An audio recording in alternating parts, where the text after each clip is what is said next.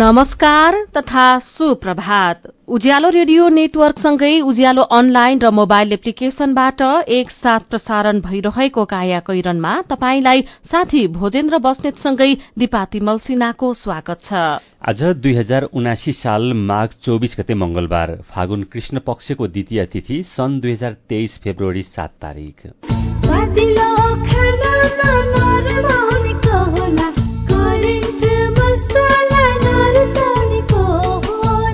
काया कैरनको साथमा करेन्ट मसला र करेन्ट चिया, स्वादको झट्का। काया कैरन शुरू गरौं मुख्य खबरका शीर्षकहरूबाट। तरकारी बारीदेखि नै बिचौलियाको रजगजका कारण किसान र उपभोक्ता दुवै मर्कामा। किसानले आन्दोलन गरे पनि सरकार मौन, व्यापारी आफू खुशी मूल्य निर्धारण गर्दै। पेट्रोल, डिजेल र मट्टीतेलको मूल्य बढ्यो, प्रति लिटर 3 रुपैयाँले वृद्धि। पेट्रोल लिटरको 178 र डिजेल र मट्टीतेल 175 रुपैयाँ पुग्यो। वैदेशिक रोजगार बोर्ड र बीमा कम्पनीबाट पाउने क्षतिपूर्ति रकममा पनि श्रमिकका परिवारलाई ठगिएको बारे उजुरी दिए दोषीलाई कारबाही हुने। टर्कीमा भूकम्पका कारण ज्यान गुमाउनेको संख्या 3700 नाग्यो। विश्वभरबाट सहयोगी टोलीको पुग्ने क्रम शुरू। र राष्ट्रिय महिला भलिबल प्रतियोगिताको उपाधिका लागि आज न्यू डायमण्ड र एपीएफ खेल्दै।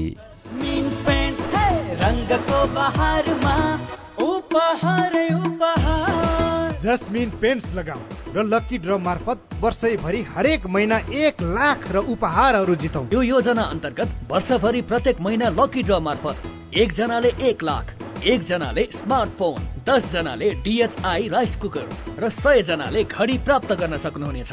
नेपाली मनको नेपाली रङ, जस्मिन पेन्ट्स।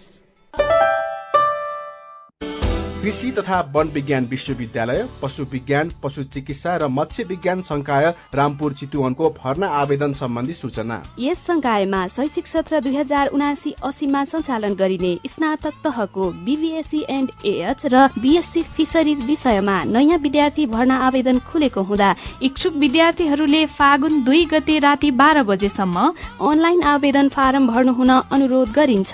थप जानकारीका लागि विश्वविद्यालयको वेबसाइट www.afu.edu.np मा हेर्न सकिनेछ। सुन त, मेरो कपडा प्याकिङ गरिदेऊ त। श्यामजीको मिसेसलाई क्यान्सर उपचार गराउन इन्डिया सँगै लिएर जानुपर्ने भयो। ए हो र?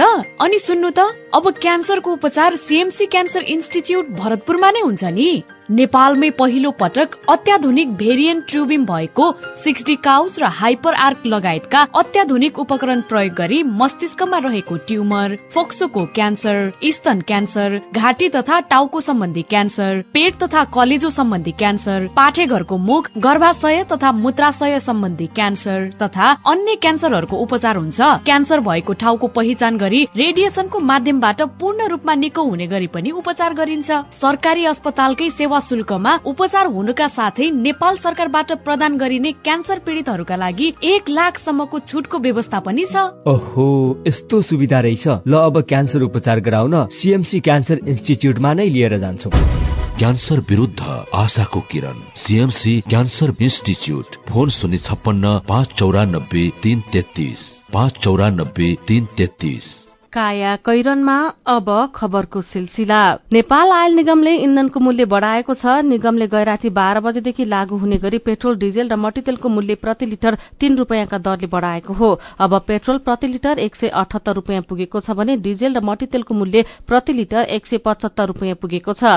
खाना पकाउने ग्यास र हवाई इन्धनको मूल्य भने यथावत छ। निगमले विज्ञप्ति निकालेर इण्डियन आयल कर्पोरेशनबाट गएको 16 गते प्राप्त नयाँ खरिद मूल्य सूची अनुसार पेट्रोलमा प्रति लिटर 8 रुपैयाँ 10 पैसा, डिजेलमा 7 रुपैयाँ 98 पैसा, मट्टीतेलमा 4 रुपैयाँ 61 पैसा र हवाई इन्धनमा 7 रुपैयाँ 80 पैसा मूल्य बढेर आएकाले मूल्य वृद्धि गर्नु परेको जनाएको छ। यो महिना नेपाल सरकारको ऋण र इण्डियन आयल कर्पोरेशन लिमिटेडलाई तिर्नुपर्ने बक्यौदा 16 अर्ब 30 करोड़ रुपैयाँ पुगेको पनि निगमले दावी गरेको छ।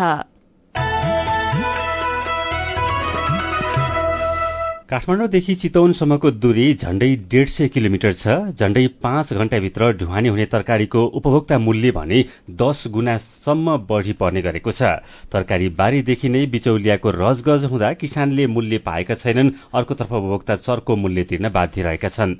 चितवनको ढुङ्गाना एग्रिकल्चर प्रोडक्ट प्रणालीका सञ्चालक समर्थन ढुङ्गानाका अनुसार बन्दा प्रति किलो 5 रुपियाँमा बिक्री भइरहेको छ, तर काठमाडौँ उपत्यकामा उपभोक्ता मूल्य प्रति किलो 50 रुपियाँसम्म पर्छ। किसानको बारीमा गोल भेडा प्रति किलो 13 देखि 15 रुपियाँ बिक्री भइरहेको छ। त्यही गोल भेडा काठमाडौँमा आइपुग्दा अहिले प्रति किलो 60 रुपियाँसम्म पर्छ। त्यस्तै किसानले प्रति किलो 10 देखि 15 रुपियाँसम्म बेच्ने काउलीको उपभोक्ता मूल्य भने अहिले प्रति किलो 60 रुपियाँ पर्छ। किसानले सस्तोमा बिक्री गरेका तरकारी सर्वसाधारण उपभोक्ताले भने चर्को मूल्यमा किन्नु परेको 5 खालका किसान कुमार घोरासैनीले बताउनुभयो। तरकारीको उत्पादक किसान मारमा पर्दै आएका गोलभेडा, काउली, बन्दा, परवर लगायतका तरकारी फालेर आन्दोलन पनि गरेका थिए। किसानको माग सुनवाई नभए आन्दोलनका थप कार्यक्रम सार्वजनिक गर्ने किसानको भनाइ छ। किसानले मूल्य नपाएको र उपभोक्ताले चर्को मूल्य तिर्न बाध्य भइरहँदा सरकार भने मौन रहेको छ। मूल्यको सन्दर्भमा बजार अनुगमन तथा नियमन गर्ने दायित्व स्थानीय निकाय, नगरपालिका र गाउँपालिकाको हो। प्रमुख दायित्व वाणिज्य आपूर्ति तथा उपभोक्ता संरक्षण विभागको पनि हो। बिचौलियाले नै तह निर्धारण गर्ने र समस्या समाधान गर्न अध्ययन नभएका होइनन्। सरकारी अधिकारीहरूले आधा दर्जन भन्दा धेरै प्रतिवेदन पनि बनाएका छन्, तर ती दराजमै सीमित भएका उपभोक्ता अधिकार कर्मीहरू बताउँछन्। उपभोक्ता अधिकार अनुसन्धान मञ्चका अध्यक्ष माधव तिमल सिन्हा भने यसले पनि सरकार गैरजिम्मेवार रहेको पुष्टि भएको बताउनुहुन्छ। उहाँका अनुसार एक थरी बिचौलियाले किसानबाट संकलन गर्ने र अर्कोले थोक बजारसम्म ल्याइदिने र खुद्रा पसलेले आफै होलसेलमा नगई गाडी मार्फत ल्याउने चलन रहेको छ। यसरी विभिन्न तह हुँदा मूल्य आफू खुसी निर्धारण हुन्छ। व्यवसायीको सटर भाडामा पनि एकरूपता छैन, जसले गर्दा पनि उपभोक्ताहरू चर्को मूल्य तिर्न बाध्य भएका छन्। यसको पुष्टि वाणिज्य विभागको प्रतिवेदनले पनि गर्छ। झण्डै 2 वर्ष अघि विभागले गरेको एक अध्ययनमा तरकारीको मूल्य पसलै पछि फरक रहेको प्रतिवेदन तयार पारेको थियो। किसानबाट 5 रुपियाँमा लिएर 50 रुपियाँमा बिक्री शीर्षकमा कान्तिपुर दैनिकले खबर छापेको छ। इलाम 2 सुम्बेककी दाता कुमारी राई ढकालको परिवारले वर्षौंदेखि अकबरे खुर्सानीको खेती गर्दै आएको छ। पछिल्लो समय यसको मूल्य बढेपछि उहाँले झण्डै 8 रोपनी जग्गामा खुर्सानी लगाउनु भएको छ। विडम्बना मूल्य घट्दै गएको छ। यस वर्ष अकबरे खुर्सानी प्रति किलो 200 रुपियाँ हाराहारीमा मात्रै बिक्री गरेको उहाँले दुखेसो गर्नु भएको छ। इलाममा किसानले प्रति किलो 200 रुपियाँमा खरिद बिक्री गरिरहेको अकबरे खुर्सानीको मूल्य काठमाडौँमा भने 1000 रुपियाँसम्म पर्छ। कालीमाटी तरकारी बजारको दैनिक मूल्य सूचीमा हिजो अकबरे खुर्सानीको थोक मूल्य प्रति किलो 300 रुपियाँ छ, तर हिजो बजारमा अकबरे खुर्सानी नआएको कालीमाटी फलफूल तथा तरकारी बजार समितिका सूचना अधिकारी विनय श्रेष्ठले बताउनु भएको छ। यसैबीच सरकारले आयातमा कडाई शुरू गरे यता विदेशी मुद्राको ढुकुटी बढ्न थालेको छ। वैशाखदेखि पुष मसान्तसम्ममा आयातमा गरेको कडाई तथा राष्ट्र बैंकले कर्जा विस्तारमा कसने नीति लिएपछि त्यसको प्रभाव विदेशी विनिमय सञ्चितमा परेको हो। राष्ट्र बैंकबाट हिजो सार्वजनिक देशको वर्तमान आर्थिक तथा वित्तीय स्थितिले गएको पुष मसान्तसम्म विदेशी मुद्रा सञ्चित 13 खर्ब 37 अर्ब 29 करोड़ अर्थात 10 अर्ब 30 करोड़ अमेरिकी डलर पुगेको देखाएको छ। यो झण्डै 18 महिना यताकै धेरै हो। अहिलेको सञ्चितले 9 महिना 3 दिनको वस्तु तथा सेवा आयात धान्न पुग्ने राष्ट्र बैंकले जानकारी गराएको छ। यसअघि 2077 सालको साउनमा लकडाउनका कारण आर्थिक क्रियाकलापमा संकुचन भएपछि विदेशी मुद्रा सञ्चित 15 महिना 18 दिनको आयात धान्न पुग्ने गरी बढेको थियो। एटी एयरलाइन्सको विमान दुर्घटना अनुसन्धान गरिरहेको जाँच आयोगले प्राविधिक त्रुटि नै दुर्घटनाको कारण भएको प्रारम्भिक निष्कर्ष निकालेको छ। दुवै इन्जिनका प्रोपेलर ब्लेड पंखा छड्के हुन नसक्दा एटीआर विमान दुर्घटना भएको आयोगको भनाइ छ। पोखरामा 24 दिन अघि एटी एयरलाइन्सको विमान खस्दा 72 जनाको ज्यान गएको थियो। दुवै इन्जिनका प्रोपेलर ब्लेड फेदर निश्चित डिग्री अनुसार छड्के नभई 90 डिग्रीमा सिधा भएकाले विमान दुर्घटनामा परेको आयोगले जनाएको छ। जाँच आयोगले दुवै इन्जिनका प्रोपेलर फेदरमा जानुको कारण भने खुलाएको छैन। प्राविधिक र मानवीय पक्षबारे थप अनुसन्धान अघि बढ़िरहेको आयोगले निकालेको विज्ञप्तिमा उल्लेख गरिएको छ। सरकारले सम्पत्ति शुद्धिकरण सम्बन्धी विधेयक फास्ट ट्र्याकमा अघि बढाउने भएको छ। सम्पत्ति शुद्धिकरण निवारण ऐन 2064 का केही व्यवस्थाहरू संशोधन गर्नका लागि केही ऐनलाई संशोधन गर्न बनेको विधेयकलाई द्रुत गति अर्थात फास्ट ट्र्याकमा अघि बढाउने निर्णय भएको मन्त्री परिषद बैठकले गरेको हो। हिजो बसेको मन्त्री परिषद बैठकले उक्त विधेयकलाई द्रुत गतिमा अघि बढाउने निर्णय गरेको उपप्रधान एवं अर्थमन्त्री विष्णु पौडेलले बताउनुभयो। सम्पत्ति शुद्धिकरण सम्बन्धी विधेयक पारित नहुँदा राज्यलाई पर्ने असरबारे सरकार पूर्ण जानकारी रहेको भन्दै उहाँले सम्पत्ति शुद्धिकरण सम्बन्धी राष्ट्रिय पुनरावलोकन परिषदले गएको हप्ता नै द्रुत गतिमा अघि बढाउने निर्णय गरिसकेको जानकारी पनि दिनुभयो।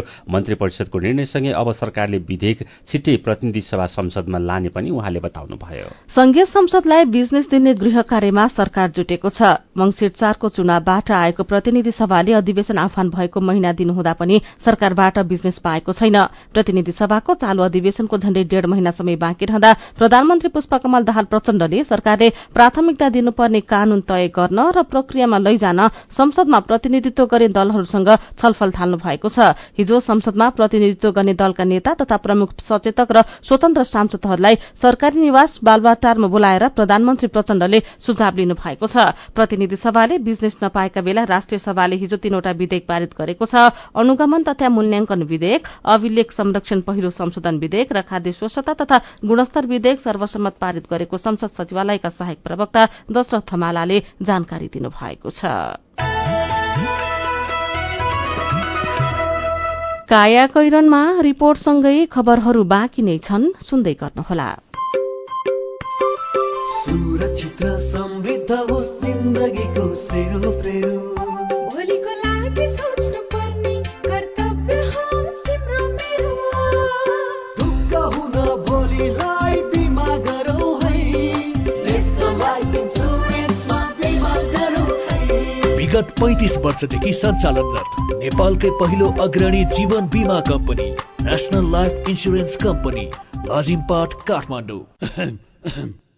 उमेर कम तिमी भन्दा बुद्धि चाहिँ धेरै, डर छैन जे भए पनि बिमा छ मेरै। रोग ब्याध लागिहाले हातमा पैसा छ त, गोजी खाली भयो भने के पो गर्ने हो त। पैसा त जहाँ पनि आफैले त तिर्नुपर्छ नि सुरुमा, होइन र? अरू ठाउँमा पर्ला, सानीमामा पर्दैन। आफ्नो लागि मात्र होइन नि, सबै परिवारको लागि।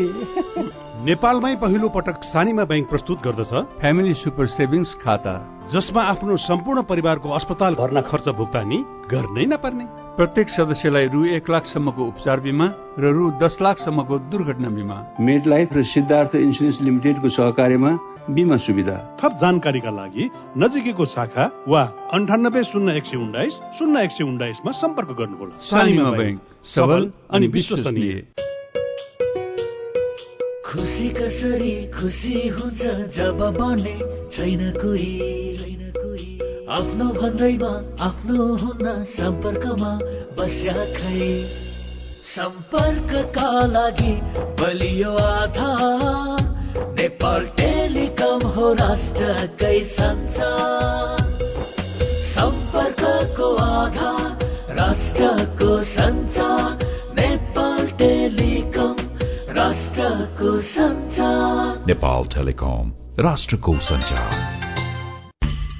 थोरै बचत धेरै कायदा, बीमाका छन् फाइदै फाइदा। सरकारी स्वामित्व र बीमाको क्षेत्रमा विश्वसनीय नाम राष्ट्रिय बीमा संस्थान। जीवन बीमाका लागि आजै राष्ट्रिय बीमा संस्थान रामशाहपथ काठमाडौँ वा नजिकैको शाखामा सम्पर्क गरौं।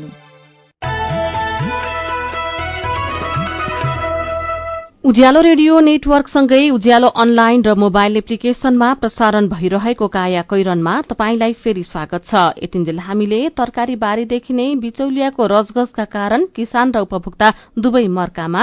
किसानले आन्दोलन गरे पनि सरकार मौन। पेट्रोल, डिजेल र मट्टीतेलको मूल्य बढ़्यो। पेट्रोल लिटरको 178 र डिजेल मट्टीतेल 175 रूपियाँ पुग्यो। विदेशी मुद्राको सञ्चित 18 महिना यताकै बढ़ी। प्राविधिक त्रुटिका कारण पोखरामा यति एयरलाइन्सको विमान दुर्घटना भएको प्रारम्भिक निष्कर्ष लगायतका खबर प्रस्तुत गर्यौं। अब बाँकी खबर। रोजगारीका लागि कुवेत गएका दाङको घोराई उपमहानगरपालिका वडा नम्बर 13 सेवारका 26 वर्षका गंगबहादुर घरती मगर गएको साउनमा कम्पनीले दिएको छुट्टीमा घर आउनुभएको थियो। 27 साउनको राति खाना खाएर सुतेका उहाँ बिहान उठ्नु भएन। 9 महिनाको छोरा र 21 वर्षकी श्रीमती रविनालाई छाडेर उहाँ सधैँका लागि बिदा हुनुभयो। कमाई गरेर पाल्ने श्रीमानको देहावसान भए पनि उहाँकै नाममा सरकारबाट आर्थिक सहयोग पाउने सुनेर रबिनालाई केही राहत महसुस भयो र तर वैदेशिक रोजगार बोर्डबाट पाउने रकममा कमिसन खान दाङकी रबिना घरमै दलाल पुगेका छन्। वैदेशिक रोजगारीमा ज्यान गुमाएका नेपाली श्रमिकको परिवारले वैदेशिक रोजगार बोर्ड र बीमा कम्पनीबाट पाउने क्षतिपूर्ति रकममा दलालहरूले कसरी ठगी गर्छन् वा प्रयास गर्छन् भन्ने रबिना एक उदाहरण मात्रै हुनुहुन्छ। यस्ता दर्जनौं पीडित छन्। ज्यान गुमाएकाहरूको परिवारले पाउने क्षतिपूर्तिमा बाह्य दलाल मात्र होइन, बीमा कम्पनीकै पनि दलाली चलेको छ। धनुषाको जनकपुर धाम उपमहानगरपालिका वडा नम्बर 23 बिन्दीका 35 वर्षका मोस्त विक्रम नदाफ कतार गएको 2 महिनामै गएको 13 असोजमा सड़क दुर्घटनामा परेर ज्यान गुमाउनुभयो। वैदेशिक रोजगार बोर्डले उहाँको शव 1 हप्ताभित्रै परिवारलाई बुझायो। बोर्डबाट पाउने सहायता रकम पनि परिवारले माग्यो, तर नदाफले म्याग्दी जीवन बीमा गरेको सूर्य ज्योति लाइफ इन्सुरेन्सले भने रकम भुक्तानीका लागि कमिसन मागेर निकै दुःख दियो। धनुषाकै छेदु मण्डलका दाजु दिपेन्द्र मण्डलले पनि बीमा कम्पनीले आफूलाई हैरान दिएको गुनासो गर्नुभयो। वैदेशिक रोजगार बोर्डका पूर्व कार्यकारी प्रमुख राजेन्द्र कुमार श्रेष्ठले दलालहरू आफन्त खोज्दै मृतकका परिवारसँगै आउने भएकोले चिन्न गाह्रो हुने बताउनुभयो। नेपाल बीमा प्राधिकरणका प्रमुख कार्यकारी अधिकृत राजु कुमार पौडेलले ठगी भएको निवेदन परेमा दोषीमाथि कारबाही हुने बताउनुभयो। वैदेशिक रोजगारीका क्रममा घाइते भएका कामदारले पनि स्वास्थ्य अवस्था अनुसार न्यूनतम 7,000 रुपियाँदेखि अधिकतम 7 लाख रुपियाँसम्म आर्थिक सहयोग पाउँछन्। मृतक कामदारका परिवारले वैदेशिक रोजगारीका म्यादी जीवन बापत कम्तीमा 10 लाखदेखि बढीमा 14 लाख रुपियाँसम्म पाउने व्यवस्था रहेको वैदेशिक रोजगार बोर्डले जनाएको छ। कम्पनीले बीमितको उमेर अनुसार बीमा रकम भुक्तानी गर्ने गरेको छ।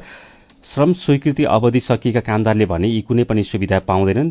पछिल्लो 3 वर्षको अवधिमा वैदेशिक रोजगारीमा गएका कामदार मध्ये 3179 कामदारले विदेशमै ज्यान गुमाएका छन्। श्रमिकको शवमा पनि ठगी शीर्षकमा आजको नयाँ पत्रिका दैनिकले खबर छापेको छ। फेरि पनि वैदेशिक रोजगारसँग सम्बन्धित प्रसंग। नयाँ सरकार गठन भएता वैदेशिक रोजगार ऐन 2064 पुनः संशोधन गर्ने कुरा जोड़ तोड़ले उठिरहेको छ। वैदेशिक रोजगारीको प्रक्रियालाई छोटो र सरल बनाउन ऐन संशोधन गर्ने विषयमा सरकारले जोड़ दिएको देखिन्छ। अनि देशको तुलनामा नेपालबाट श्रमिक पठाउने प्रक्रिया लामो भएको गुनासो नयाँ होइन। ऐनमा भएको व्यवस्था र व्यवहारमा तालमेल नमिलेर श्रमिकले शास्ति भोगिरहेका बेला ऐन संशोधनको तयारी भएको हो। थप जानकारी सहित सञ्जिता देवकोटाको रिपोर्ट।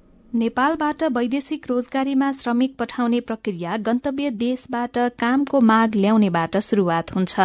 रोजगारदाता कम्पनीले नेपालबाट यतिजना श्रमिक चाहियो र ती श्रमिक यो नामको इजाजत पत्रवाला म्यान पावर मार्फत ल्याउन चाहन्छु भनेर दूतावासमा कामको माग सहितको कागजात प्रमाणीकरणका लागि आवेदन दिनुपर्छ। वैदेशिक रोजगार सम्बन्धी मागपत्र जाँचबुझ निर्देशिका 2075 अनुसार दूतावासले प्रमाणीकरणका लागि पेश भएका कागजातहरू 10 दिनभित्र प्रमाणित गरिसक्नुपर्छ। कागजात पूरा नभएका अथवा जुन कम्पनीबाट जुन म्यानपावरका लागि कामको माग आएको हो त्यो कम्पनीमा श्रमिकले समस्या भोगिरहेका भएमा ऐनले तोकेको अनुसार 10 दिनभित्रै दूतावासबाट मागपत्र प्रमाणीकरण हुँदैन। कहिलेकाहीँ कागजात र प्रक्रिया नमिल्दा मागपत्र प्रमाणीकरणको काम ऐनले तोकेको मितिमै गर्न नसकिने बताउनुहुन्छ मलेसियाका लागि नेपाली राजदूत दिल्लीराज पौडेल। प्राविधिक रूपले, कानूनी रूपले अथवा सम्झौता अनुरूप नभएको अथवा कुनै कम्पनी जसले सबमिट त गरेको छ तर उसको ट्र्याक रेकर्ड चाहिँ राम्रो छैन, अन्य कुनै समस्याहरू छन् भने कहिलेकाहीँ सबै कुराहरू 10 वर्किङ डेजमै हुन्छ भन्ने कुरा नरहन पनि सक्छ। त्यहाँ कुनै समस्याहरू छैनन् भने हाम्रो निश्चित स्रोत र साधनले पनि त्यसलाई चाहिँ हामी चाहिँ समयभित्र समापन गर्ने चाहिँ गरिरहेका छौँ र हामी त्यो गर्नको निम्ति प्रतिबद्ध छौँ। दूतावासबाट प्रमाणीकरण भएर आएका मागको जाँचबुझ गरी वैदेशिक रोजगार विभागले पूर्व स्वीकृति दिने व्यवस्था वैदेशिक रोजगार ऐन 2064 को दफा 15 ले गरेको छ। यसका लागि म्यानपावर कम्पनीले विभागमा निवेदन दिनुपर्छ र म्यानपावर कम्पनीले पेश गरेका कागजात जाँचबुझ गरी विभागले 4 दिनभित्र वैदेशिक रोजगारीमा श्रमिक पठाउने प्रक्रिया शुरू गर्न म्यानपावर कम्पनीलाई पूर्व स्वीकृति दिइसक्नुपर्छ। व्यवहारमा चाहिँ दूतावासबाट प्रमाणित भएर आएका माग प्रमाणित गरेर पूर्व स्वीकृति दिन विभागले कति समय लगाउँछ त? वैदेशिक रोजगार विभाग अन्तर्गतको वैदेशिक रोजगार कार्यालय ताहाचलका सूचना अधिकारी वसन्त बहादुर बोहरा। धेरै जसो डकुमेन्ट सेम डेमै अप्रुभ गरिएको स्थिति छ। यद्यपि धेरै संख्यामा डिमान्डहरू भयो ड्यू प्रोसेसमा पुगेको हुने त्यो अवस्थामा चाहिँ रिजेक्ट गर्ने गरिएको छ। अरू चाहिँ 95% डकुमेन्टहरू अन टाइममै अप्रुभ भएको अवस्था हो। पूर्व स्वीकृति पाएपछि सबै विवरण खुलाई म्यानपावर कम्पनीले नेपाली भाषामा प्रकाशन हुने दैनिक पत्रिकामा कम्तीमा 7 दिनको म्याद राखी विज्ञापन प्रकाशन गर्नुपर्छ। त्यसपछि आएका आवेदनबाट श्रमिक छनौट गरी वैदेशिक रोजगारीमा पठाउने व्यवस्था छ। तर कति समयसम्म पठाइसक्नुपर्ने भनेर ऐनमा उल्लेख गरिएको छैन। विज्ञापन गरेर श्रमिक छनौट, भिसा प्रक्रिया, स्वास्थ्य परीक्षण, अभिमुखीकरण, तालिम र अन्तिम श्रम स्वीकृतिको प्रक्रिया गरी श्रमिकलाई कामका लागि विदेश उडाउन म्यानपावर कम्पनीहरूले 6 महिनासम्म लगाउँछन्। सरकारी निकायबाट मागपत्र प्रमाणीकरण गराउन र पूर्व स्वीकृति लिनकै लागि पनि गौडामा घुस खुवाउनु परेकै कारण समयमा श्रमिक विदेश उडाउन नसकेको म्यानपावर व्यवसायीले खुलेआम भन्ने गरेका छन्। तर म्यानपावर कम्पनीहरू विभागबाट पूर्व स्वीकृति पाएपछि विज्ञापन गरेर पनि सकेसम्म छिटो गरी श्रमिक पठाउन चाहँदैनन्। आफूले मागे अनुसारको रकम दिने मानिस नपाउँदासम्म बरु पटक पटक विज्ञापन गर्छन् तर श्रमिक विदेश उडाउँदैनन्। किन त? म्यानपावर व्यवसायी तथा नेपाल वैदेशिक रोजगार व्यवसायी संघका पूर्व अध्यक्ष रोहन गुरुङ भन्छन् गर्यो भने अब 3 दिनमा हुन्छ, भएन भने अब लामै समय झुलाउँछ। त्यसको लागि अर्को एउटा संघर्ष गर्नु पर्यो व्यवसायीले। त्यो फेरि लास्टमा फुल स्टपमा अलिकति चाहिँ फरक परेको देखियो भन्ने खालको विषयले नै फेरि अर्को चाहिँ धेरै लामो समय चाहिँ त्यहाँ फर्किनु पर्ने समय हुन्छ। केही कर्मचारीहरूले चाहिँ अब छुट्टै खालका चाहिँ अलिकति चाहिँ दबावहरू पनि दिन्छन्। वैदेशिक रोजगार ऐनले वैदेशिक रोजगारीमा श्रमिक पठाउने सबै प्रक्रियामा काम सक्ने समय नै किटान गरेको छ। तर समस्या व्यवहारमा छ। दूतावासले तोकिएको समयमा मागपत्र प्रमाणीकरण गरे नगरेको अनुगमन हुँदैन। विभागले पूर्व स्वीकृति दिइसकेपछि म्यानपावरले तोकिएको समयमा किन माग अनुसारका श्रमिक पठाएनन् भनेर पनि सोधी खोजी हुँदैन। जसको मर्कामा श्रमिक नै परिरहेका छन्। शून्य लागतमा जान पाउनुपर्ने देशमा लाखौं रुपैयाँ बुझाउनु पर्ने बाध्यता छ। पासपोर्ट र पैसा बुझाएको महिनौसम्म पनि रोजगारीका लागि उड्न नपाउने समस्या पनि उस्तै छ। वैदेशिक रोजगार ऐन 2064 को अब हुने संशोधनमा वैदेशिक रोजगारीको प्रक्रियालाई छोटो र सरल बनाउन के कस्ता कुराहरू समेट्नु पर्ला त? अधिवक्ता सोम लुइटेल अहिले अनुगमनलाई प्रभावकारी बनाउँदै पूर्व स्वीकृति र अन्तिम स्वीकृति भनेर दोहोरो ढंगले स्वीकृति गर्ने जुन हाम्रो सिस्टम छ त्यो सिस्टमलाई चाहिँ परिवर्तन गर्न सक्छौं। एउटै मात्रै स्वीकृतिको प्रणालीमा जान सक्छौं। अलिकति हाम्रो नीतिगत तारतम्यता पनि भएन। अहिले बिहान 8:20 प्रसारण हुने कार्यक्रम देश परदेशमा वैदेशिक रोजगारीको प्रक्रियालाई सहज बनाउने सरकारी पहल र नीतिगत व्यवस्था बारे विस्तृत जानकारी सुन्न नभुल्नुहोला। काया कैरनमा मेरो पनि भन्नु छ र कार्टुनसँगै खबरको सिलसिला बाँकी नै छ, सुन्दै गर्नुहोला। एचआईभी का बारेमा खुलेर कुरा गरौं। सँगै बस्दा, खाँदा, पढ्दा र सँगै खेल्दा कुनै कीरा वा लामखुट्टेले टोक्दा एचआईभी सर्दैन। हात मिलाउँदा, अंकमाल गर्दा तथा चुम्बन गर्दा, एउटै चर्पी प्रयोग गर्दा र अरूको लुगा लगाउँदा एचआईभी सर्दैन। समयमै उपचार गरेमा एचआईभी संक्रमित पनि स्वस्थ व्यक्ति सरह बाँच्न सक्छन्। त्यसैले नियमित औषधिको सेवन गरौं र स्वस्थ जीवन बाँचौं। एचआईभी को औषधि एआरभी हरेक सरकारी अस्पतालमा निशुल्क पाइन्छ। एचआईभी संक्रमितहरू अरू भन्दा भिन्न होइनन् भन्ने कुरा बुझौं र समान व्यवहार गरौं। एचआईभी संक्रमितहरूमाथि हुने भेदभावको अन्त्य गरौं। Nepal youth foundation, 12+, Lumbini plus र मकवानपुर महिला समूह।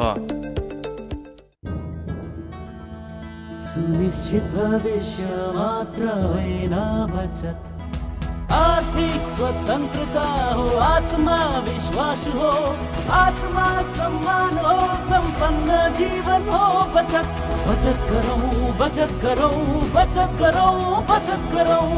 धेरै छन् बचतका खुशीहरू, बचत गरौं। ग्लोबल आईएमई बैंक, सबैका लागि बैंक। मिठो मिठो खानाले टक्क मान नाच्ला, स्वादिलो खाना नरमाउनेको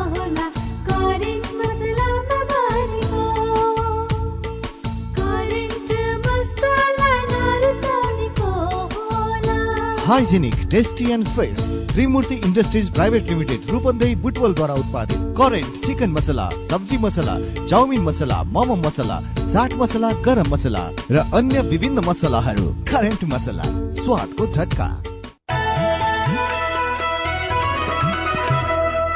उज्यालो रेडियो नेटवर्क मार्फत देशभरिका विभिन्न एफएम स्टेशन तथा उज्यालो अनलाइन र मोबाइल एप्लिकेशनमा प्रसारण भइरहेको काया कैरनमा तपाईंलाई फेरि स्वागत छ। अब बाँकी खबर। सरकारले मोबाइल सिम कार्ड लिँदा ग्राहकले बायोमेट्रिक दिनुपर्ने व्यवस्था गर्न लागेको छ। बायोमेट्रिक गर्दा व्यक्तिको आँखा, अनुहार र हात आदिको डिजिटल विवरण संकलन गरिन्छ।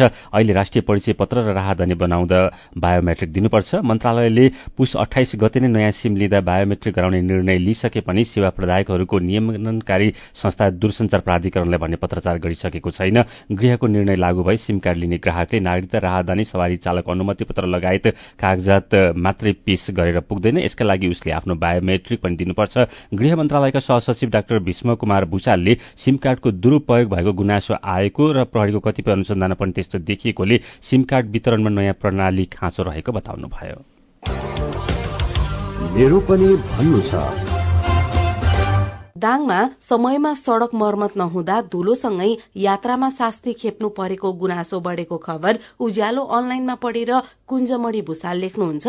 दाङमा मात्रै होइन, नेपालको धेरैजसो क्षेत्रका सड़कको हालत यस्तै छ। बर्खामा हिलो, हिउँदमा धुलो। यही खबरमा सुजन आले मगरको प्रतिक्रिया छ। केन्द्रदेखि पालिकासम्मका जनप्रतिनिधि छनौटमा हामीले विचार नपुर्याउँदाको परिणाम हो यो। काम छिटो सक्दा त कमिशन कम आउने भएर होला कि किन होला यसरी सड़कको काममा ढिलो गर्ने। अर्थविदहरूले पूरक बजेट ल्याएर अर्थतन्त्रलाई चलायमान बनाउनु पर्ने बताएका खबरमा कृष्ण थापा लेख्नुहुन्छ, जे जस्तो बजेट ल्याए पनि उल्लेखित शीर्षकमा खर्च हुने होइन। खर्च हुने भनेको तलब र भत्तामा मात्र हो। अनि राष्ट्रिय स्वतन्त्र पार्टीका मन्त्रीले राजीनामा दिएपछि राष्ट्रपतिले प्रधानमन्त्रीलाई थप 2 मन्त्रालयको कार्यभार तोक्नु भएको खबरमा द्रोण कुमार घिमिरेले व्यङ्ग्य गर्दै लेख्नु भएको छ, यसरी सबैले छाड्दै जान्छन् अनि सबै पद आफ्नै पार्टी र परिवारलाई बाँड्नुपर्ने अवस्था नआउला भन्न सकिन्न है।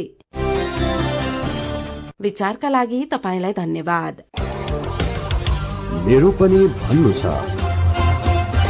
मेरो पनि भन्नु छ प्रस्तुत गर्दै हुनुहुन्थ्यो साथी मल्लिका थापा। काया कैरनमा अब विदेशको खबर। टर्कीमा हिजो गएको भूकम्पका कारण ज्यान गुमाउनेको संख्या 3700 जना भन्दा धेरै भएको छ। अहिलेसम्म प्राप्त विवरण अनुसार टर्कीमा 2300 जना र सिरियामा 1444 जना गरी 3744 जनाको ज्यान गएको पुष्टि भएको रोइटर्सले जनाएको छ। टर्कीमा मात्रै 14000 भन्दा धेरै घाइते भएको र उनीहरूको उपचार भइरहेको तथा सिरियामा पनि कयौं घाइते भएका बीबीसीले जनाएको छ। टर्कीमा हिजो बिहान 7.8 रेक्टर स्केल र दिउँसो 7.7 रेक्टर स्केलको भूकम्प गएको हो। हिजो बिहानको भूकम्पपछि कयौं परकम्प गइरहेका छन्। रातभर पनि खोजी तथा उद्धारको काम भएको छ। लाखौं मानिस घरबारविहीन भएका छन्। विस्थापितहरूलाई कठ्याङ्ग्रिदो चिसोले समस्या थपेको छ। यसैबीच भूकम्पका कारण भत्किएका संरचनामा फँसेकाहरूको खोजी तथा उद्धारका लागि विश्वका विभिन्न देशबाट विशेषज्ञ टोली पुग्ने क्रम पनि चलिरहेको छ।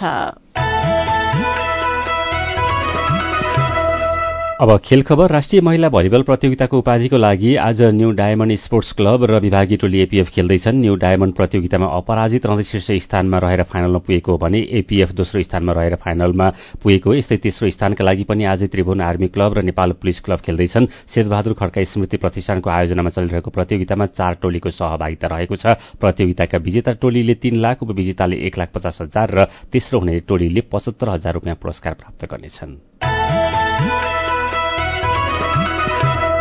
अब केही खबर संक्षेपमा। सौन्दर्य प्रतियोगिताको नाममा बालिकालाई बलात्कार गरेको आरोप लागेका मनोज पाण्डेलाई जिल्ला अदालत काठमाडौँले 7 वर्ष कैद सजाय सुनाएको छ। न्यायाधीश दीपक ढकालको इजलासले पाण्डेलाई 7 वर्ष कैद र पीड़ितलाई 75,000 रुपियाँ क्षतिपूर्ति तिर्ने सजाय तोकेको हो। बलात्कारको अभियोगमा हदम्याद गुज्रिएपछि प्रहरीले पाण्डे विरूद्ध बाल यौन दुरूपयोग र मानव बेचबिखन विरूद्धको मुद्दा चलाएको थियो। पाटन क्षेत्रका 4 मन्दिरको पुजारीको जिम्मेवारी एक महिलाले सम्हाल्नु भएको छ। च्यासन देग, ज्वालारण सिंह, हरिशंकर र भस्मेश्वरको पूजाको जिम्मेवारी वन्दना झाले पाउनु भएको हो। काया कैरनमा अब पालो उखानको। आफ्नो मिठो अरूको तितो। उखानसँगै हामी काया कैरनको अन्त्यमा आइपुगेका छौं। आजका मुख्य खबर फेरि एकपटक। तरकारी बारीदेखि नै बिचौलियाको रजगसका कारण किसान र उपभोक्ता दुवै मर्कामा। किसानले आन्दोलन गरे पनि सरकार मौन, व्यापारी आफू खुशी मूल्य निर्धारण गर्दै। पेट्रोल, डिजेल र मट्टीतेलको मूल्य बढ्यो। प्रति लिटर 3 रुपैयाँले वृद्धि। पेट्रोल लिटरको 178 र डिजेल मट्टीतेल 175 रुपैयाँ पुग्यो। वैदेशिक रोजगार बोर्ड र बीमा कम्पनीबाट पाउने क्षतिपूर्ति रकममा पनि श्रमिकका परिवारलाई ठगिएको बारे उजुरी दिए दोषीलाई कारवाही हुने। टर्की र सिरियामा भूकम्पका कारण ज्यान गुमाउनेको संख्या 3700 नाग्यो। विश्वभरबाट सहयोगी टोली पुग्ने क्रम शुरू। र राष्ट्रिय महिला भलिबल प्रतियोगिताको उपाधिका लागि आज न्यू डायमण्ड र एपीएफ खेल्दै। र अन्त्यमा आजको कार्टुन। आज हामीले महेश बस्ताकोटीले बनाउनु भएको कार्टुन लिएका छौं। यहाँ कार्टुनमा रवि लामिछाने जस्ता देखिने एकजना व्यक्ति आफ्नो साथीसँग अंगालो मारेर बात मार्दै हिँडिरहेका छन्। अनि गफकाफकै क्रममा उनी भन्दैछन्, नाथे एउटा नागरिकता नलिँदा पनि म जस्तो नैतिकवान मान्छेलाई लखेट्छन् यार।